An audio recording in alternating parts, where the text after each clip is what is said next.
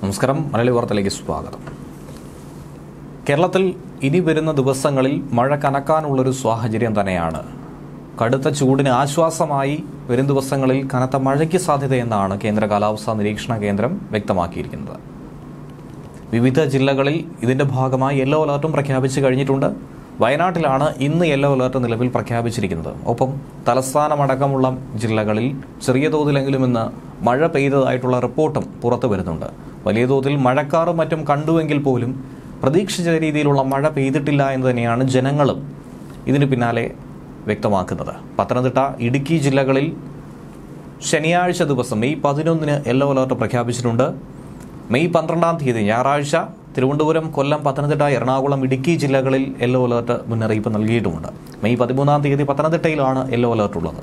ഒറ്റപ്പെട്ട ശക്തമായ മഴയ്ക്കുള്ള സാധ്യതയാണ് ഈ മേഖലകളിൽ പ്രവചിക്കപ്പെട്ടിരിക്കുന്നത്. 24 മണിക്കൂറിൽ 64.5 മില്ലിമീറ്റർ മുതൽ 115.5 മില്ലിമീറ്റർ വരെ മഴ ലഭിക്കാവുന്ന സാഹചര്യത്തെയാണ് ശക്തമായ മഴ എന്നതുകൊണ്ട് അർത്ഥമാക്കുന്നത്.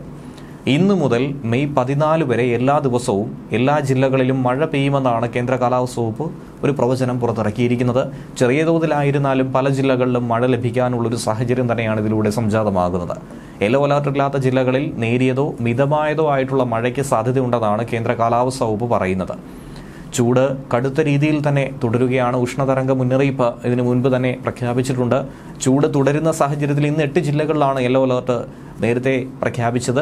കേന്ദ്ര കാലാവസ്ഥാ വകുപ്പാണ് ഇത് പ്രഖ്യാപിച്ചത്. തിരുവനന്തപുരം, കൊല്ലം, പത്തനംതിട്ട, ആലപ്പുഴ, പാലക്കാട്, കോഴിക്കോട്, കണ്ണൂർ, കാസർഗോഡ് ജില്ലകളിലാണ് അലർട്ട് പ്രഖ്യാപിച്ചിട്ടുണ്ടായിരുന്നത്. ഈ പ്രദേശങ്ങളിൽ, ഈ ജില്ലകളിൽ 36 ഡിഗ്രി സെൽഷ്യസ് വരെ ചൂട് ഉയർന്നേക്കുമെന്ന മുന്നറിയിപ്പാണ് നൽകിയിരിക്കുന്നത്. പൊതുജനങ്ങൾ വളരെയധികം ജാഗ്രതയോടുകൂടി തന്നെ നോക്കിക്കാണേണ്ടതാണ്. സൂര്യതാപം, സൂര്യാഘാതം ഇതൊക്കെ തന്നെ കടുത്ത ആരോഗ്യ പ്രശ്നങ്ങൾ തന്നെയാണ് ജനങ്ങൾക്ക് വരുത്തി വയ്ക്കാവുന്നത്. അതുകൊണ്ട് അതിൽ നിന്നും രക്ഷ നേടാൻ തന്നെ ശ്രമിക്കുക. പകൽ സമയം 11 മണി മുതൽ ഉച്ചയ്ക്ക് ശേഷം 3 മണി വരെ നേരിട്ട് വെയിലേൽക്കാതിരിക്കാനും പരമാവധി ശ്രദ്ധിക്കേണ്ടത് അത്യാവശ്യം തന്നെയാണ്. ദാഹമില്ലെങ്കിൽ പോലും തിളപ്പിച്ചാറ്റിയ ശുദ്ധമായ ജലം കുടിക്കുക എന്നുള്ളതും അത്യാവശ്യമായ ഒന്ന് തന്നെയാണ്. ന്യൂസ് ഡെസ്ക് മലയാളി വാർത്ത.